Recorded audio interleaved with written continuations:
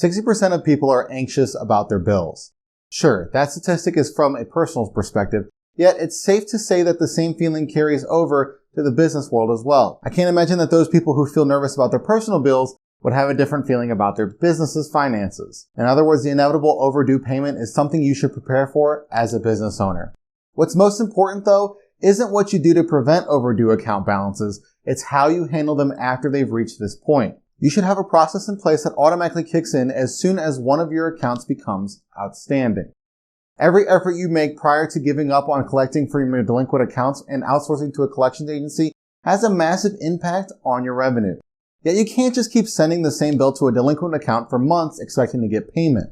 Instead, you'll have to take a different approach entirely. You'll have to send your payment reminders through multiple channels. One of the most effective modern channels to utilize is email.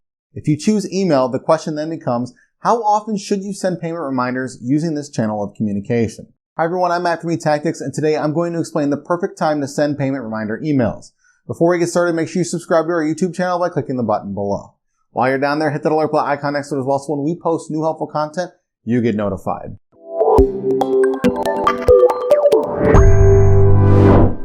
Over 1/4 of consumers want to receive their bills via email. Yet, there are different rules associated with sending emails as opposed to physical mail. The reality is that 1 in 6 emails sent get blocked by the recipient and marked as spam. The email world is user-driven. Recipients decide the fate of what happens to your messages. If enough users continue to report the emails coming from your domain as spam, you'll see less message retention over time. Even worse though, your domain could end up on blacklists where none of your messages will ever go through to your recipients. The point I'm trying to make is that if you continue to send emails every week trying to collect on a delinquent account, they're going to end up reporting you as a spammer. Now, I'm not trying to dismay you into incorporating email into your payment reminder process.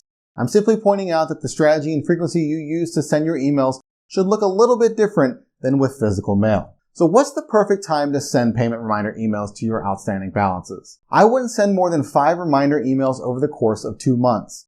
To be more specific, send your payment reminder emails 1 week before the due date, on the day the payment is due, shortly after the payment is due, 1 month overdue, and 2 months overdue. That's only 5 total emails over the course of 60 days.